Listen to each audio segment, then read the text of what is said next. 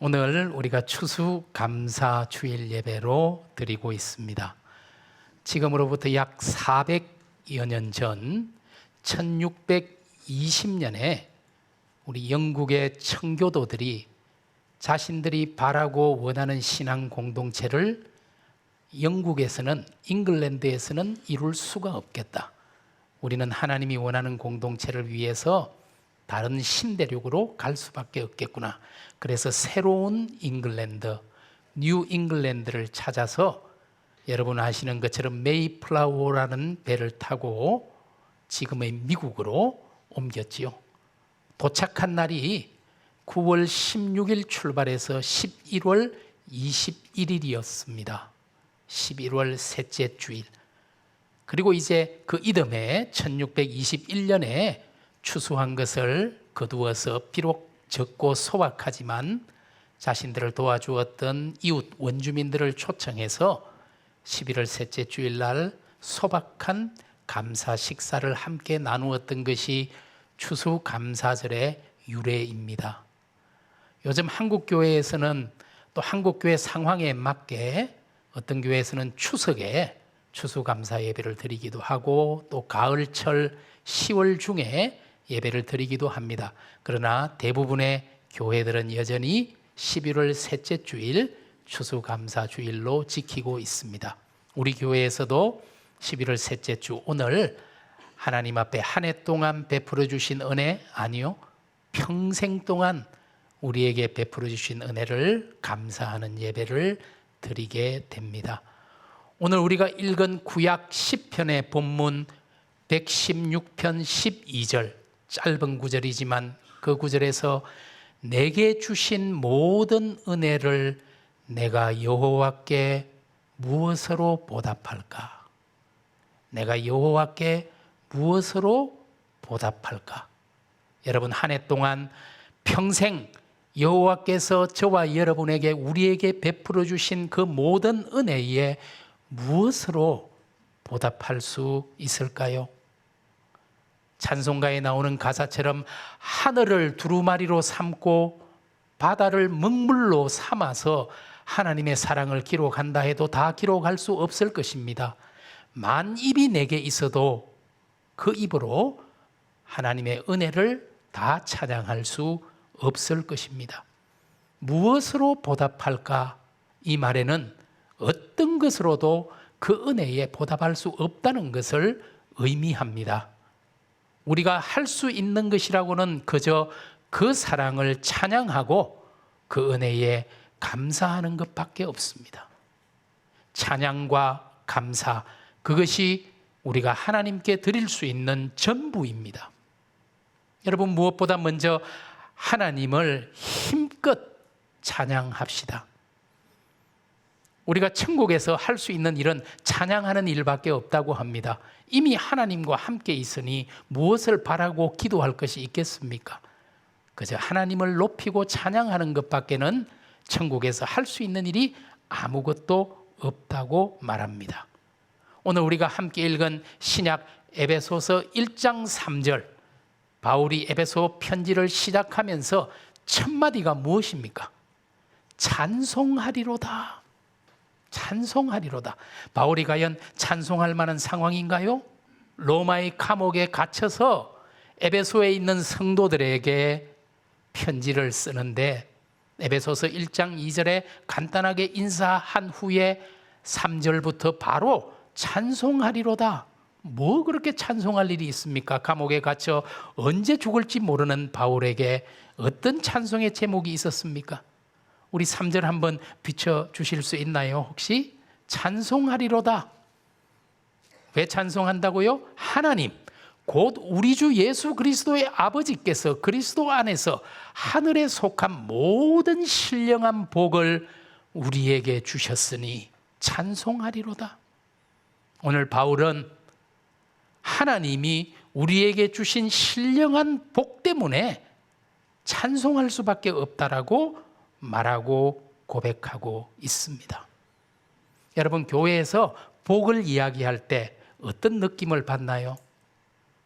저는 어릴 때 교회에서 자꾸 복을 이야기하면 왠지 조금 찜찜했습니다.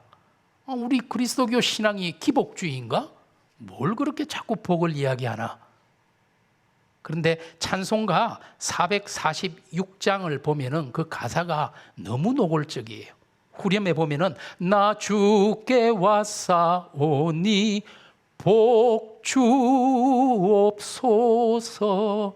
그냥 노골적으로 복 달라고 이게 좀 찜찜했어요. 그런데 나중에 생각하고 보니까 하나님이 주신 복을 올바르게 받아서 누리는 것이야말로 우리 그리스도인의 특권이라는 사실을 깨닫고 나서는 오히려 이 후렴을 더 크게 부릅니다.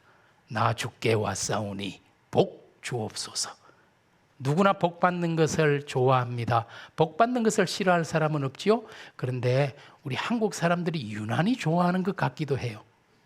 지금 우리 앞에 있는 좀 학생들이나 청년들은 잘 모를 수도 있지만 여기 계신 분 대부분이 결혼할 때 숟가락, 젓가락, 밥그릇에도 전부 복자가 새겨져 있어요.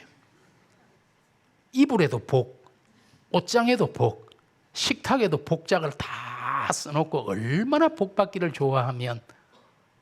그런데 정말 우리가 하나님이 주시는 복을 올바르게 받아 누리는 것은 정말 귀한 일이죠. 여러분도 언제 어디서나 먹든지 입든지 자든지 깨든지 하나님께 복 받는 성도들이 꼭 되기를 바랍니다. 그런데 무엇이 진짜 복인가요? 어떤 복이 진짜 복입니까? 어쩌면 우리는 무엇이 복인지를 잘 알지도 못하고서 복을 구하고 있는지도 모릅니다. 로또처럼 복이 화가 될 수도 있고 전화위복이라는 말처럼 화가 복이 될 수도 있습니다. 여러분, 복에도 여러 종류가 있잖아요. 오늘 바울은 그 중에서도 하나님께서 우리에게 주신 신령한 복 때문에 감사와 찬양을 돌리고 있습니다. 찬물에도 아래 위가 있다는 말이 있듯이 복에도 아래 위가 있습니다. 물질의 복, 건강의 복, 자녀의 복 다 중요하지요. 그러나 그것보다 더 중요한 복이 있단 말입니다. 영적인 복, 신령한 복, 하나님이 그리스도 안에서 우리에게 주신 신령한 복으로 인해 찬송하리로다. 그 영적인 복을 생각하면 찬송이 터져나올 것밖에 없습니다. 지금은 세상을 떠난 여의도 순복음교회 조용기 목사님이 삼박자 축복이라는 것을 많이 이야기하셨죠. 요한 3서 1장 2절에 보면 사랑하는 자여 내 영혼이 잘됨같이 내가 범사에 잘되고 강건하기를 내가 간구하노라. 여러분, 영혼이 잘되고 범사가 잘되고 강건한 것이 삼박자 축복이라는 겁니다. 그런데 그 삼박자 축복 가운데 제일 먼저 나오는 것이 무엇입니까? 영혼이 잘 되는 것이에요. 영혼의 복, 신령한 복. 우리가 아무리 강건하고 범사가 잘 되고 물질의 복을 받는다 할지라도 우리 영혼이 피폐해지면 아무것도 아닙니다. 물질과 건강은 변하는 것입니다. 그러나 신령한 영혼의 복은 변하지 않고 영원한 것입니다. 어쩌면 우리는 너무 현실적이고 물질적인 복에만 아등바등 매달려 살아가고 있는지도 모르겠습니다. 그러나 기억하십시오. 저와 여러분은 이미 신령한 하늘의 복을 받은 사람임을 기억하시기를 바랍니다. 그러면 우리가 가진 신령한 복이라는 것을 구체적으로 뭘 말하는 걸까요? 바울은 이 신령한 복을 하나님, 예수 그리스도, 성령님과 연관시켜서 오늘 에베소서 1장 첫 부분에서 말하고 있습니다. 먼저 여러분 4절과 5절을 한번 볼까요? 4절과 5절을 보니까 하나님을 찬양하면서 뭐라고 말합니까? 하나님께서 창세 전에 우리를 택하사, 5절에 보니까 그 기쁘신 뜻대로 우리를 예정하사 자기의 아들들, 딸들, 자녀가 되게 해 주셨다. 이것을 찬양하고 있습니다. 여러분, 하나님께서 우리를 택하사 자녀로 삼아 주셨다는 것, 이것이 세상 어떤 복과도 비교할 수 없는 신령한 복이고 영적인 복입니다. 혹시 여러분 중에 내가 여러 종교 중에 기독교를 택하고 여러 신들 중에 하나님을 택해서 믿었다라고 생각하는 분이 계실까요? 그런 분은 없겠죠? 아니죠. 여러분이 하나님을 택한 것이 아니라 하나님이 여러분을 택하여 자녀로 삼아 주셨다고 오늘 분명히 말하고 있습니다. 우리 주님께서 요한복음 15장 16절에서 이렇게 말씀하십니다. 너희가 나를 택한 것이 아니요 내가 너희를 택하여 세웠나니. 그렇습니다. 우리가 하나님을 택한 것이 아닙니다. 하나님이 우리를 택하여 자녀로 삼아주시고 세워주신 것입니다. 기독교 신앙이 다른 종교와 다른 점이 있다면 위에서부터 아래로 내려오는 종교라는 것입니다. 다른 종교들이 자기의 수양을 통해서 선행을 통해서 위로 올라가려고 한다면 그리스도교는 하나님께서 육신을 입고 이 땅에 오심으로 우리를 구원해 주셨다는 위에서부터 내려오는 계시의 종교라는 사실입니다. 성육신의 사건이야말로 하나님이 인간이 되어 이 땅에 내려오신 그 사건이야말로 그리스도교의 본질입니다. 나를 택하시고 나를 찾아오시고 자녀 삼아 주셨다는 것이 얼마나 큰 복입니까? 그런데 오늘 말씀에서 언제 우리를 택했다고 말합니까? 창세 전에, 우리가 태어나기도 전에, 하나님께서 창세 전에 우리를 택하사. 누가 택했다고요? 오늘 5절에 그 기쁘신 뜻대로, 하나님의 기쁘신 뜻대로 우리를 택해서 자녀 삼아 주셨다 말합니다. 우리가 착하게 사는 것을 보고 택해야지. 아니요. 우리가 열심히 봉사하고 헌신하는 걸 보고 택해야지. 그게 아니죠. 창세 전에 왜 택했는지 알 수 없어요.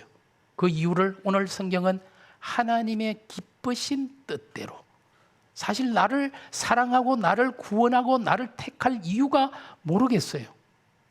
그런데 하나님의 기쁘신 뜻이 그렇다는 거예요. 여러분, 예전 복음송 중에 왜 그런 복음송이 있었잖아요. 왜 날 사랑하나, 왜 날 사랑하나, 왜 주님 갈보리 가야 했나, 왜 날 사랑하나. 그 기쁘신 뜻대로, 나에게는 사랑할 만한 것 아무것도 없지만 하나님이 창세전에 그 기쁘신 뜻대로 나를 택하여 자녀 삼아 주셨습니다. 그렇다면 우리가 해야 할 것은 무엇인가요? 찬양할 것밖에 없어요. 그래서 6절에 바울은 분명히 말합니다. 그의 은혜의 영광을 찬송하게 하려는 것이라. 그 하나님의 사랑, 은혜를 생각하면 우리는 그 하나님의 영광을 찬양할 것밖에 없어요. 여러분, 예정교리는 논리가 아니라 신앙 고백입니다. 돌아보니 하나님께서 나를 불러주시고 믿게 해주시고 이 시간까지 모든 것을 인도해 주셨다는 하나님의 섭리에 대한 우리 신앙의 고백입니다. 하나님이 나를 택하셨기 때문에 우리는 아무것도 자랑할 것이 없어요. 하나님이 우리를 택하셨기 때문에 우리의 구원은 확실한 것입니다. 하나님께서 그 기쁘신 뜻대로 저와 여러분을 택하여 자녀 삼아 주신 것, 이것이 바로 신령한 복입니다. 찬송하리로다. 이제 7절을 볼까요? 7절의 말씀. 7절에 보니까 우리는 그리스도 안에서 그의 은혜의 풍성함을 따라 그의 피로 말미암아 속량 곧 제사함을 받았느니라. 이제는 그리스도의 구속의 은총, 우리의 죄로부터 우리를 구원해 주신, 그의 피를 흘려서 우리를 속량해 주신 그 구속의 은총 찬양할 것밖에 없어요. 이것이야말로 가장 신령한 복이 아닐까요? 값싼 은혜가 아니잖아요. 예수 그리스도의 피로 우리의 죄를 치르고 구속해 주셨다는 것입니다. 이보다 더 큰 축복이 없지요. 오늘 우리가 우리 찬송 257장에 보면 이런 가사가 있어요. 257장 3절에 나 같은 죄인이 용서함 받아서 주 앞에 옳다함 얻음은 확실히 믿기는 어린 양 예수의 그 피로 속죄함 얻었네. 속죄함 주 예수 내 죄를 속했네. 그러니까 어떻게 될까요? 할렐루야 소리를 합하여 함께 찬송하세. 그 피로 속죄함 얻었네. 그렇습니다. 예수의 피로 속죄함 받은 것, 이것이 바로 우리가 찬송할 이유입니다. 여러분, 교회마다 예배 순서가 조금 다르기는 한데요, 우리 교회 예배 순서에 참회 기도라는 것이 있지요. 인도자가 참회 기도를 인도하고 모든 회중이 함께 하나님 앞에 죄를 고백한 후에 사죄의 선언이라는 순서가 있습니다. 저는 이 순서가 참 좋습니다. 오늘 우리가 하나님 앞에 죄를 고백했을 때 하나님께서 우리를 용서하시고 우리가 하나님께 용납되었다는 것을 말씀으로 선포해 주는 것입니다. 이 은혜를 생각할 때 우리가 어찌 찬양하지 않을 수 있을까요? 우리가 조금 전에 불렀던 찬양 303장, 우리 후렴부 제일 아래에 보면은 구속함을 받은 우리 어찌 찬양 안 할까? 예수 그리스도의 그 구속의 은총을 우리가 받은 것 생각하면 어찌 찬양 안 할까? 이 신령한 복을 기억한다면 찬송하리로다. 찬송할 수밖에 없습니다. 이제 13절과 14절, 우리 이제 목사님이 읽어주신 말씀이 드디어 나오는데요, 이번에는 성령에 대한 이야기지요. 자, 13절 14절 보니까 약속의 성령으로 인치심을 받았으니 이는 우리 기업의 보정이 되사 그 얻으신 것을 속량하시고 그 영광을 찬송하게 하려 하심이라. 여러분, 성령은 우리에게 어떤 은혜를 주셨다고요? 인치심의 은혜, 보정의 은혜를 주셨습니다. 하나님의 그 큰 사랑, 예수 그리스도의 그 큰 구속의 은혜가 인치심, 보정, 뭐예요? 도장을 찍고 사인을 했다는 소리입니다. 우리 성령께서 도장 찍고 사인했으니 이제는 이것은 바뀔 수가 없어요. 절대로 바꿀 수 없어요. 이제 우리가 하나님의 자녀가 되고 구원받은 것은 절대로 되돌릴 수가 없는 일입니다. 이미 성령께서 인을 치시고 보정을 해 주셨기 때문입니다. 이제 우리는 하나님의 기업이 되었고 하나님의 소유가 되었습니다. 여러분, 하나님이 선택해 주시고 예수 그리스도가 구속해 주시고 성령이 인치심을 주셨으니 우리는 찬송하리로다. 찬양할 것밖에 없지요. 그래서 이 신령한 복 때문에 어떻게 하자고요? 여러분, 바울이 오늘 본문을 보면은 하나님에 대해서 말한 후에 6절에 그의 은혜의 영광을 찬송하게 하려는 것이라. 12절에는 예수 그리스도의 구속의 은혜를 말해놓고 그의 영광의 찬송이 되게 하려 하심이라. 그리고 14절에 성령의 인치심과 보정을 말한 후에 끝에 그의 영광을 찬송하게 하려 하심이라. 계속해서 우리가 찬송할 이유에 대해서 말하고 있습니다. 이제 저와 여러분은 베풀어 주신 신령한 복으로 인하여 하나님을 찬양할 뿐만 아니라 하나님의 영광의 찬송이 되어야 합니다.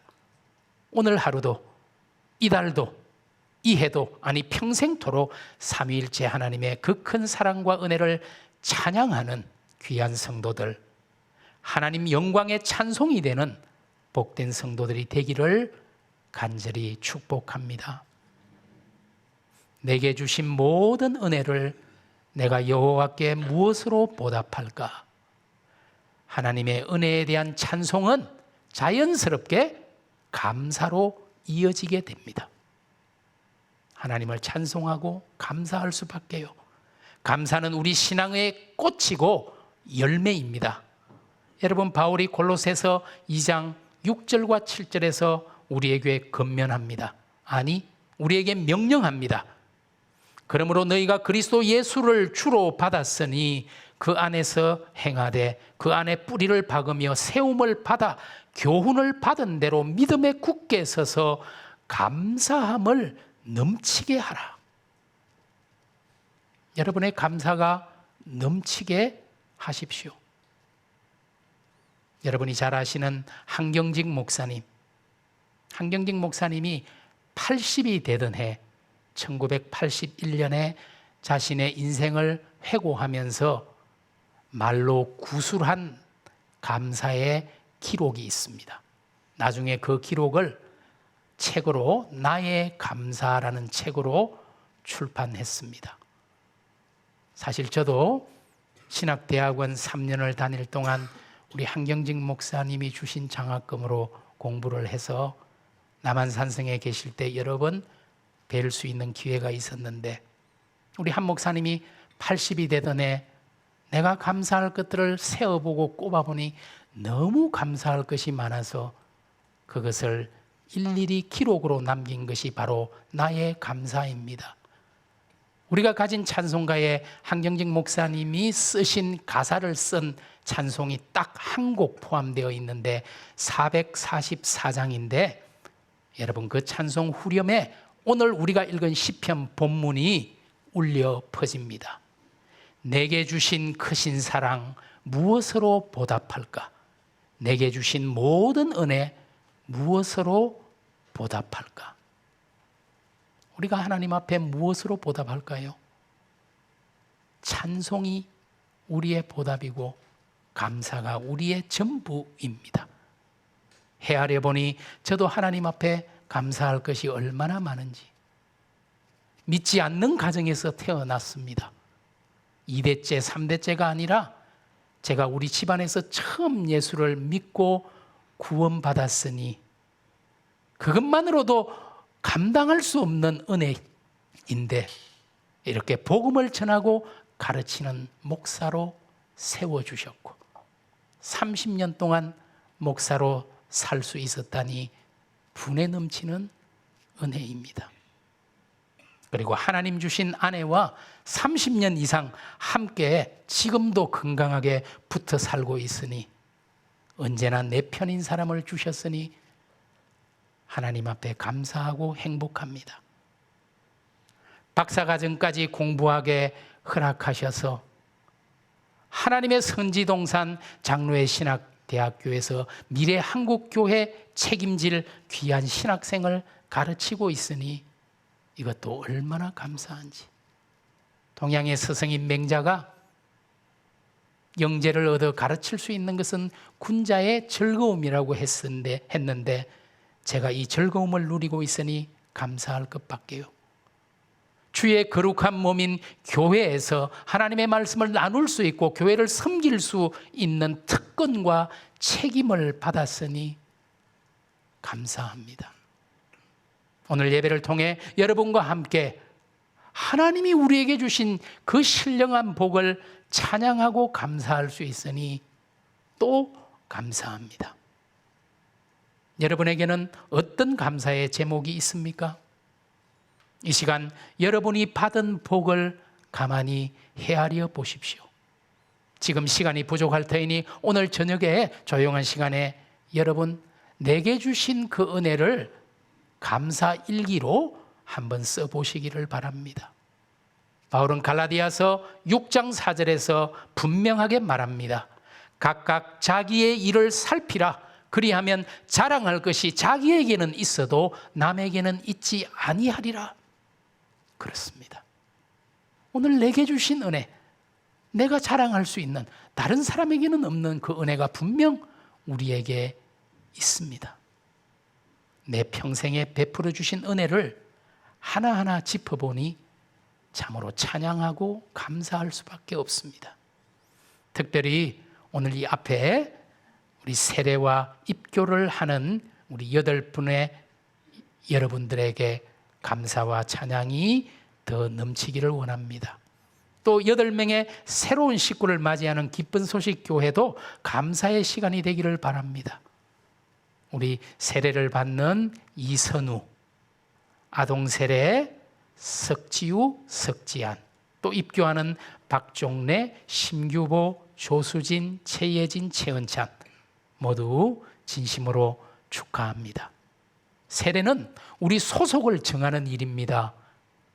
저와 여러분이 누구에게 속해 있는지를 확인하는 거예요.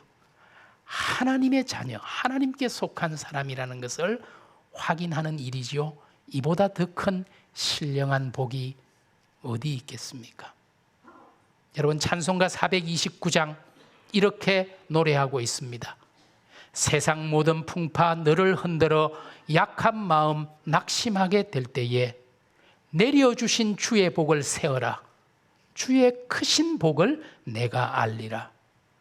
받은 복을 세어보아라. 크신 복을 내가 알리라. 받은 복을 세어보아라. 주의 크신 복을 내가 알리라. 여러분이 받은 복을 세어보십시오.